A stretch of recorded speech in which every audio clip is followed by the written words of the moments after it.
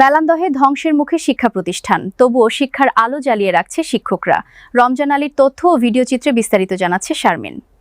মেলান্দহ উপজেলার ৬ নম্বর আদ্রা ইউনিয়নে কোঠের বাজার থুরি স্বতন্ত্র ইবতিদায়ী মাদ্রাসাটি দীর্ঘ প্রায় ৪২ বছর যাবৎ অবহেলিত জরাজীর্ণ টিনশেড প্রতিষ্ঠানে বিনা বেতনে পাঠদান দিয়ে আসছে শিক্ষকেরা।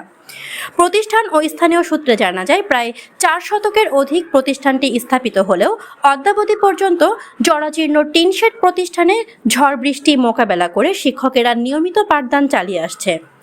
সামান্য বৃষ্টি হলেই পানি পড়ে নষ্ট হয়ে যায় আসবাবপত্র, নেই কোনো প্রয়োজনীয় আসবাবপত্র, নেই কোনো শিক্ষকদের বেতন। তবুও শিক্ষার্থীদের ভবিষ্যতের কথা ভেবে শত কষ্টের মাঝেও প্রতিষ্ঠান ছেড়ে যাননি শিক্ষকেরা। এই ব্যাপারে উদ্বেগ প্রকাশ করেছেন শিক্ষার্থীদের অভিভাবকেরা।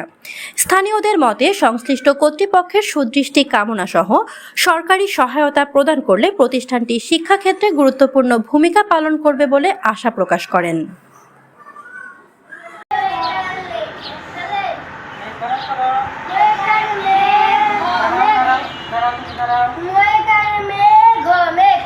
ধন্যবাদ। তুমি বলো।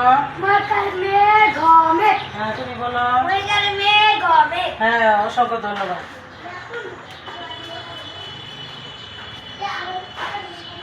ছেলে বানান করো। ছেলে।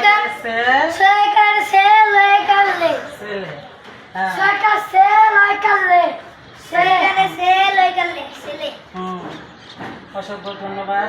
এবার মেঘ আর ছেলে এই দুটো শব্দ তোমরা সুন্দর করে লেখো, না দেখে দেখে আমাকে দেখো।